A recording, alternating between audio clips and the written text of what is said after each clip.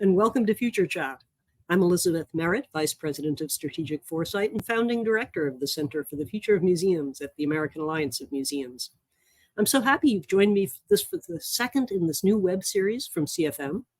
I wanted to start by telling you a little bit behind the purpose of these Future Chats. For me, it's an opportunity to teach a little bit of foresight and share a piece of news from my scanning, and to model how to talk about these pieces of news and how to explore implications.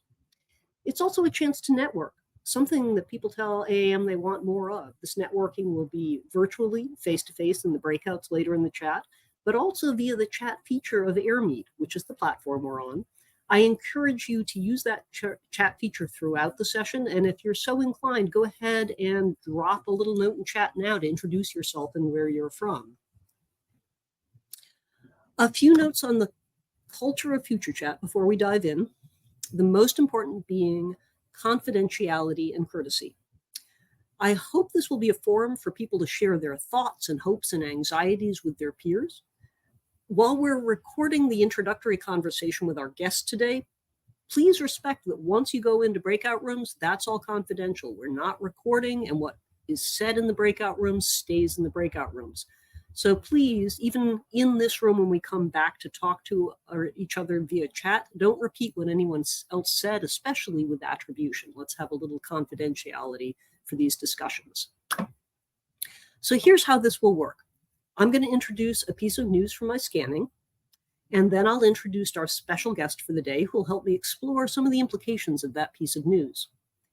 Then we'll send you out into breakout rooms with some suggested questions to guide your conversations, and bring you back together towards the end of the hour to share some insights via chat.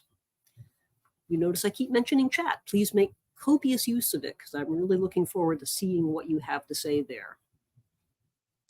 But before we get started, I'd like to establish a baseline for our conversations today about the current climate of cultural discord, often referred to as culture wars, and how it's affected you personally.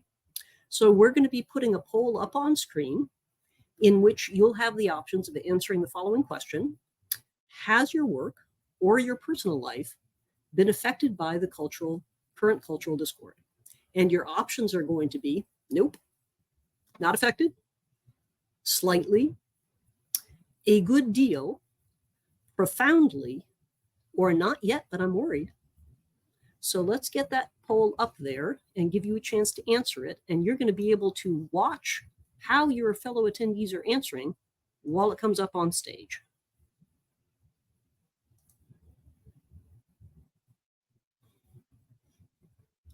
And if you're only seeing part of the poll due to the size of your screen, note that there's a bar on the right that you can use to scroll down to see all of the answers. And currently, our front runner is a good deal at about 42% of the votes, and trailing closely behind is slightly at 30%. So far, fewer than 3% of our attendees are saying no. That's depressing. And a solid 8% are saying not yet, but I'm a little worried about it. Let's see give this another moment to see if those numbers change at all. I am relieved. Well, about 17% of you are saying that you have been affected profoundly. First of all, my deepest sympathies and empathies to those people. I am glad that the figure is not higher, though I wish it were lower.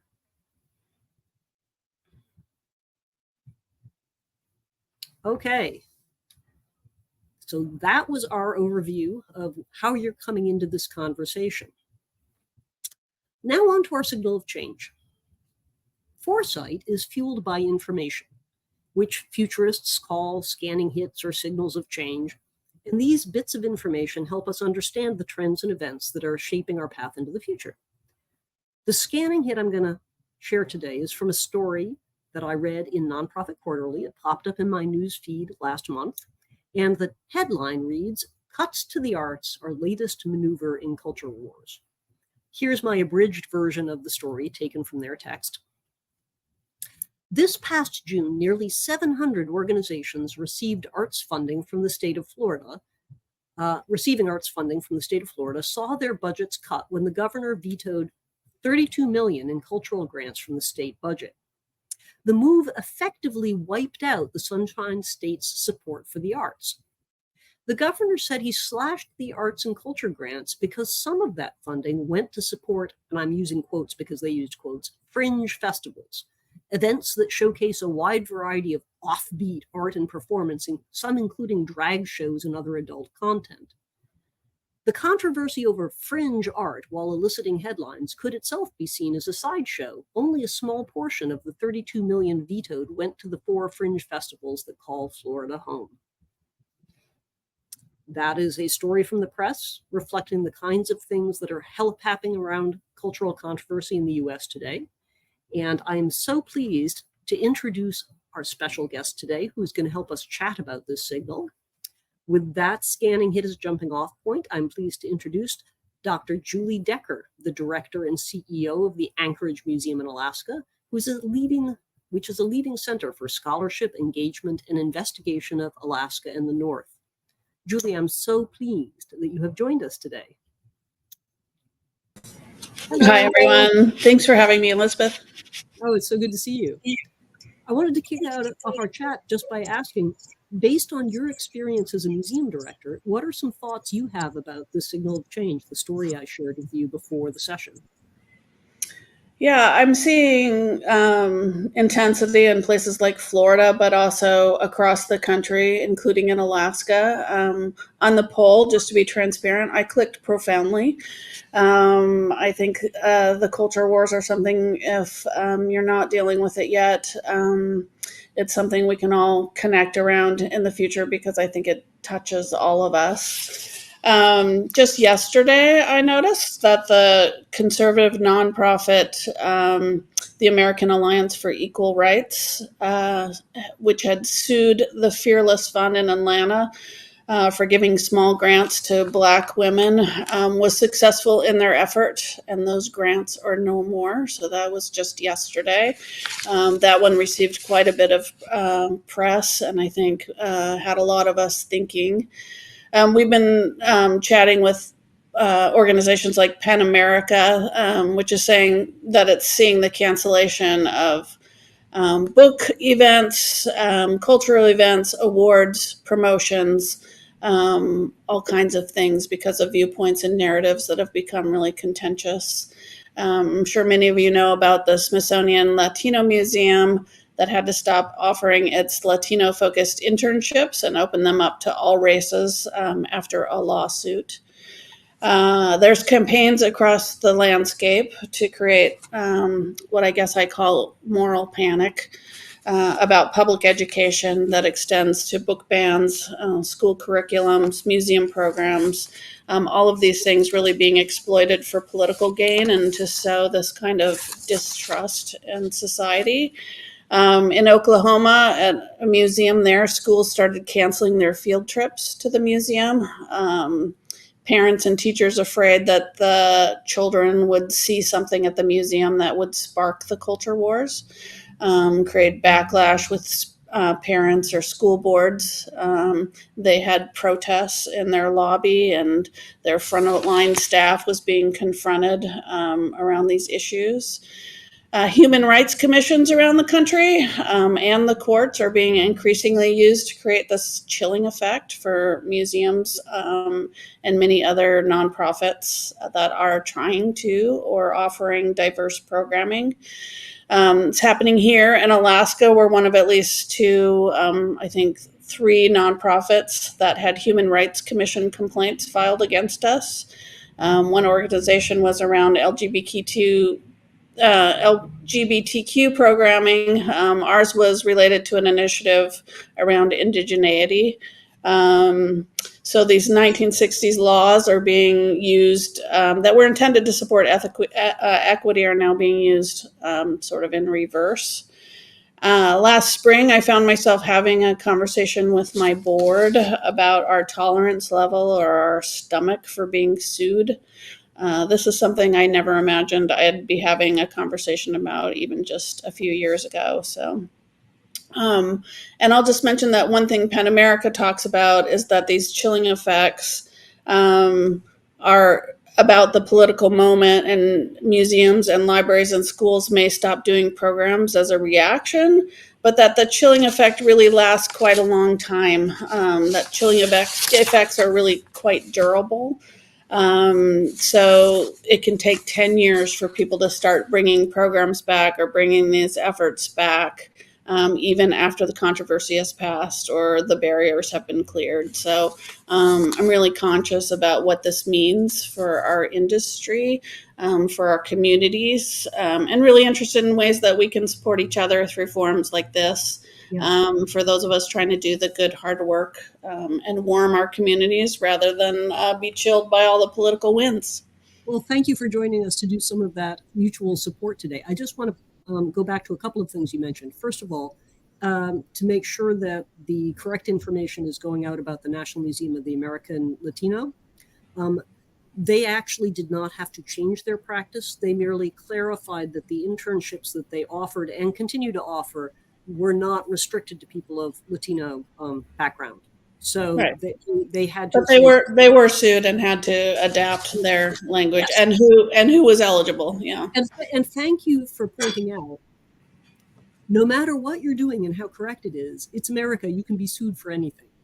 So, well, it's a fair point to make, because one of the things I've been digging into with people and talking to lawyers about is, what really is within the realm of the law, even if it wasn't the intent of the law at the time it was passed. So, for example, a lot of the rules, the laws that were passed about employment, were to try and make sure that there was not discrimination against groups that had been historically excluded. And now people are going to court and saying, well, yes, but technically that means you can't behave that way towards anyone, even majority groups that have been privileged in the past. So yes, there is a legal jeopardy there. And in fact, some of those lawsuits are proving to be successful, like the lawsuit against Students for Fair Admissions against Harvard and University of North Carolina, that has upended systems of trying to achieve diverse student bodies based on race. Okay, now you can look for diversity in other ways, but it can't be explicitly race-based. That's a real legal vulnerability. There are other things where I started to say to directors and to lawyers, well, there are these other things that, and I'd love to get into this more with you, that clearly are not covered by the law. And somebody stopped me and said, well, yeah, but you could still get sued about it because anybody can sue anybody about anything. So a director has to be thinking about the risk of having to spend the money and take the potential PR hit and the time and the stress of going to court to defend yourself, even if you're confident you're going to win. Exactly. I think this is our new landscape, and I think it's an important conversation for us to have as with our communities, with our staffs, with our boards, and understand that we should still be taking risks. We should still be bold in our programming. We should still be trying to reach the people we need to be reaching. And this may be an unintended consequence, but it's probably a skill set we have to start building for how to face this kind of legal landscape. Yeah. However flawed. Yeah. I'd love to share with you when I was doing this brainstorming, some of the things that people were coming up with where it seems like probably you're not immune to legal challenge, but you're probably on safe ground in terms of winning. One of the things we're seeing in the news a lot is that big companies like John Deere and Lowe's are being criticized for their DEI policies. And a lot of companies are also being criticized for their environmental, social, and governmental investment policies. So they've chosen to use their vast financial reserves to invest them in a way that creates a better world. And some stockholder groups are bringing suits saying, no, your financial and legal obligation is to maximize returns for the investor. Thank you, Milton Friedman. But private nonprofit museums don't have stockholders. And one of the things that people have been writing about and talking about for many years at the AAM annual meeting and through the CFM blog and other outlets is the fact that museums can invest their endowments to do good in the world. And that's an area where, again, I'm talking to people and trying to learn more from legal experts, but it seems like no one has standing to say you can't invest your endowment in the way that you think best supports your mission. I don't know if you've heard any conversations about that. Absolutely. I mean, I think we're seeing this in all aspects of our practice, and I think there's really important conversations for us to have around our values, including in our endowments and the ways we invest and the ways we think about fundraising. I definitely have just in this year noticed a language shift and people inventing new phrases instead of saying DEI, and watching just language adapt out of fear or compromise, and curious what this looks like even 1 year from now. And obviously the elephant in the room is a major election that's coming up that could stress or loosen the stress on these kinds of conversations. I think we don't know yet. I'm glad you brought up the point about language. Someone in the chat had asked about a definition of culture wars, and thank you to a helpful person who went over to Wikipedia and picked up a definition and dropped it in chat. And I was actually having a conversation about this over email with a museum director earlier this week. Is it helpful or harmful to validate that term and call it culture wars, which sounds so military and so hostile, and then going and subsequently talking to colleagues about it? And it's difficult. On one hand, there are areas of disagreement and different values that we in society disagree on and have to have civil conversations about to figure out what mutual laws can we agree to and standards of operating so we can all live in a unified country. And that is not inherently a hostile or militant thing. I think what created the term war, and this was true back in the 1970s with the first round of cultural wars that pulled museums into their remit, was that language becomes weaponized. And I hate to use military terms, but it seems to work this way, that certain topics are being highlighted as a means of punishing groups that you don't feel align with your values, not to talk it out, but to punish them. And also, to a certain extent, as you said about the election, because it generates news. It's a way to get attention. It's a way to tell people who agree with you that you're supporting them and that you support their values. And of course, museums as highly respected, prominent social institutions, I guess, should we feel flattered that we're pulled into this? If we weren't important, nobody would bother to attack us. But in part because we're seen as cultural leaders, people care deeply about what we do. And so museums can be the subject of these attacks. Yeah, I also think there's a grand mimicking. I mean, I think there's, centers where these kind of conversations start and these tensions build, and then other groups and places might see these techniques and how people are using human rights commissions to have these fights. And so those of us who may be very close to our communities and where these really aren't tensions necessarily, are still faced with the same issues because there's kind of this national effort that's mimicking other places. So it can be challenging to figure out how to have those conversations with your local community and talk about how these national efforts may or may not be relevant to your museum and your community. But, you have to figure out a way to have those conversations and not spend all your time back on your heels. Yes. And as someone mentioned in the chat, this is internal as well, because we can't assume that just because we work in museums and you're on the board of a museum, director and staff, we all agree with each other. If there are internal areas of dissent, how do we model ways to talk this out and come to agreement about things that are very strongly held beliefs on among the staff and the board and the leadership, where not everybody agrees with each other? Yeah, when we had a group of nonprofits get together earlier this year and say, okay, this is a landscape we're facing. This is the Human Rights Commission is going to be used, and here's what we're looking at in our future. And our reactions was not so much, well, let's be defensive. It was, could we work together to provide support across not just our sector, but many nonprofit sectors, have more of a collective voice, have more collaboration, so we can be there each time somebody faces these things. They're not starting the reaction anew, and that maybe we could be more thoughtful and responsive working together.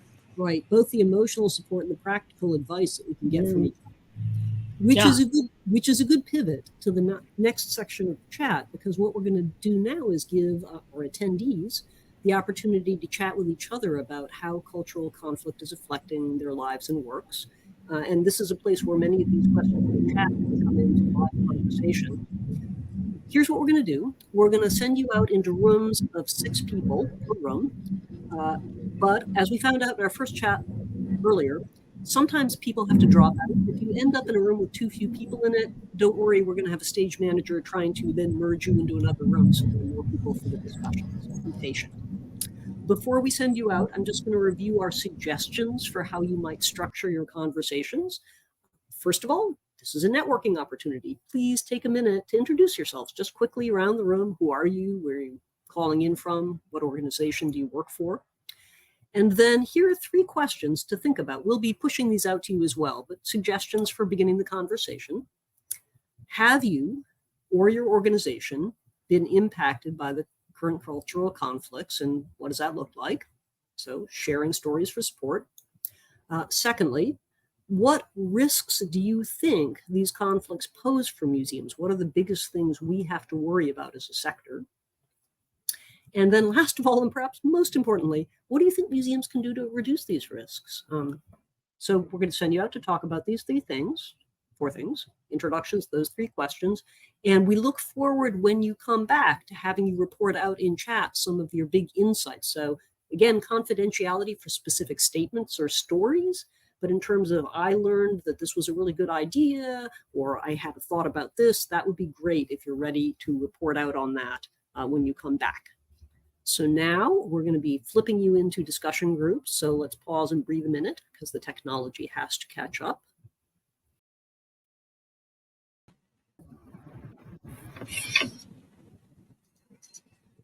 Hello and welcome back. I hope you had a great time meeting some people in your chat rooms and having a lively discussion around our questions. I'm looking forward to seeing you share out some of your observations in chat, respecting confidentiality. But as you get started with the chat, we were going to do another poll, a second poll, to gauge the tenor of the discussions in your rooms. So we're going to put up a poll that asks you which of the following impacts from the current cultural discord you think pose a risk to your organizations. This may be informed by your discussions, and your choices are going to be decreased funding from government sources or donors, public controversy and or negative press, difficulty attracting or retaining staff, this may be geographically based, censorship of content by external authorities, or self-censorship due to caution. Now, we could only put 6, that many options. We could only put that many options on this poll, but if you have other answers, you can always drop them into chat. So let's see what people are saying they have for this question. And remember, if you're only seeing part of the poll on screen, you can use the little scroll bar on the right to scroll down and see the answers. And so far, our leading answer, it's a close race, but so far the leading answer is decreased funding from government sources or donors. And trailing as a pretty close second, we have public controversy and or negative press. And then very close third, self-censorship due to caution. And the least frequent answers so far, at less than 3%, are difficulty attracting or retaining staff. There's 6% almost on censorship of content by external authorities now. This keeps changing. And then about 2% other, and I'm looking forward to hearing more about the other in the chats. All right, that was very interesting. Thank you for that. And Julie, you can put your camera on again. I am looking at the chat to see what people were talking about. Some people are saying all of the above, so that's depressing. That's true. That's true. Okay, next time we'll have multiple option votes. I hear you. We won't make you choose. Let's see. Emily, I'm sorry you didn't see the poll results. They were showing on screen. But my memory of the front runners was that the most frequently chosen option was decreased funding from government sources or donors, and then public controversy, negative press, self-censorship due to caution, and then a trailing censorship of content by external authorities. And very few people said they were anticipating difficulty attracting or retaining staff. Let's see. Yeah, I'm sorry some of the people were not seeing the results. We'll work on that. Okay, let's see. Corey is saying in chat that one challenge is internal pressure from directors to not be too controversial for fear of offending donors. And yes, I have heard several stories from museum directors who have been directly contacted by donors who were saying their funding was contingent on the museum taking or not taking specific positions. Let's see. And Sean is commenting, I think attracting and retaining staff is greater than we might know. This is a good point. You don't necessarily know who's not applying to your jobs. We don't know what we don't know. I have certainly heard a number of comments from individual museum people who are looking for jobs telling me that there were places they didn't want to work. Mm-hmm. And Samantha is commenting, navigating the relationship between communities can be really difficult too, especially when they're in conflict with one another. Yes, thank you. As Julie was commenting to me when we were in a chat room while you guys were off talking to each other, this isn't monolithic. It's not like there's only one group of people who are saying these things to the museum. There are many groups from the inside and the outside who disagree with each other. So the museum, and often in terms of making decisions, that means the board or the director are caught between these conflicting messages about who wants them to do what and what the threatened action is going to be if they don't comply.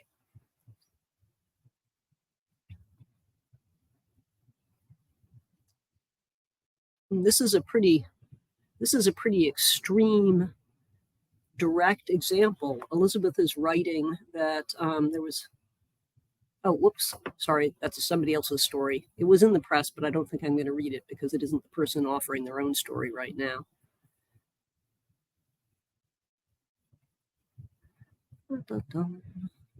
Anything jumping out at you, Julie, from the discussion in the chat? I mean, I think it's interesting to think about, everything from conversations with donors to what it means for museum staff and the durability of our own will and morality. But I think one thing that's worth chatting about too is the social media impact. Where the feedback is coming from and where it gets sometimes it's most vile. We've had to think and talk a lot internally about are we reacting or responding to every comment? How do you take in that kind of input? The rapid nature of social media, and when do you write it out and when do you hold it close and figure out how to take in that kind of input. So I think part of it is also just the complexity and how we hear from our audiences and who the pressure is coming from or how. I'm glad you brought that up. I was just looking at a diagram that a very thoughtful person posted on Medium that was basically showing the sorts of amount of feedback you get from people on social media. And he basically drew this little curve that humps over here, and then there's a dip in the middle, which is the majority of people, and then a hump over here for people who are at the other extreme, and pointing out that the people who tend to be most vocal on social media are usually a minority, but they are heard so strongly, and they have such a big effect on the dialogue and the way that the conversation goes in other mainstream outlets like the press, that people tend to overestimate the size of a negative reaction or pushback. Our research partner, Susie Wilkenning, has also posted a data story about that on her site for Wilkenning Consulting that I highly recommend. It talks about how not to put too much emphasis on the small minority of people who have very strong negative opinions. I think the problem, the variant on that right now is nationally, some of that small number of people with very strong opinions have a lot of money and they're using that money to hire lawyers. So you can't just go by, well, only 2% of people disagree with us if those 2% of people are willing to drag you to court and give you a lot of grief and expense and time. Yeah, there's an emotional capacity aspect to all of it too. I mean, I think Katie Bates from History Colorado dropped in a link to the data story I referred to. Thank you so much, Katie. That's great. Let's see. And Robbie's pointing out that social media tends to influence the stories that get picked up in the traditional press as well. I think. Agreed. And there's not always nuance or complexity showing up even in the major newspapers around these issues. The optimist in me wants to say that makes museum PR staff more important than ever, because you need to balance those negative perceptions with your own stream of balanced, positive reporting about what you're doing and why you're doing it. And then the little inner cynic in me says, but that's not as fun to listen to. Oh, hi, Susie. Waving to Susie. Okay, well, this has been a really interesting conversation, and I hope everybody is going away with some thoughts they want to pursue, and I hope you met somebody in your room you'd like to stay in touch with. I wanted to make sure that we took some time to tell you about another opportunity to dig deeply into this topic and hear from museums across the country who are dealing with this issue at their own organizations. On October 29th and 30th, we're going to be diving even deeper into how museums are responding to the current culture wars, plus other trends affecting the future of museums. We're going to be looking at artificial intelligence and climate change and the loneliness epidemic at the next virtual Future of Museums Summit. We're going to play a short video giving you an introduction to the summit and its themes, and I am dropping a link in chat for where you can find more information. What if someone had told you in 2012 that something called augmented reality would create new ways to experience museums? Or in 2016 that changing labor conditions were likely to increase worker flexibility and highlight wage disparities? In 2019 that blockchain and obscure digital ledger technology might create new ways for museums to monetize digital collectibles? Each year, the American Alliance of Museums Center for the Future of Museums releases Trends Watch, a forecasting report outlining the emerging phenomenon shaping society and the museum sector. This year, we're taking Trends Watch a step further when the second annual Future of Museums Summit convenes on October 29th to 30th. Connect with museum professionals around the world in a virtual convening where you'll gain tactical strategies and takeaways to plan for a brighter future for you, your museum, and your community. Join from wherever you are to dive deeper into the themes of Trends Watch. Pressure is building along fault lines that segment communities, funders, policymakers, and museums' own staff, boards, and volunteers. How can museums help move their communities away from division and towards connection and understanding? And what choices do they face in avoiding or engaging in any given conflict? And how will these choices shape the future of museums and society? In the past decade, artificial intelligence, AI, has leapt from the realm of science fiction and tech culture into our everyday lives. Most recently, generative AI is disrupting the work of creators, upending education, and performing key tasks in white-collar work. What is AI? Is the hype justified? And how can museums make informed judgments about this or any other emerging technology? The climate crisis poses an overwhelming threat to museums and the communities they serve. Museums' collections constitute a vast seed bank of human civilization. Protecting these seeds will entail a commitment to decarbonizing the future, replacing our dependence on fossil fuels with sustainable systems. How can museums decarbonize their own operations, and how can they inspire people to take meaningful action? In May 2023, Surgeon General Dr. Vivek Murthy released a report on the loneliness crisis and offered recommendations for how cultural organizations can help combat this epidemic. How are museums creating programs and experiences designed to foster social connection and combat loneliness in their communities and their workforce?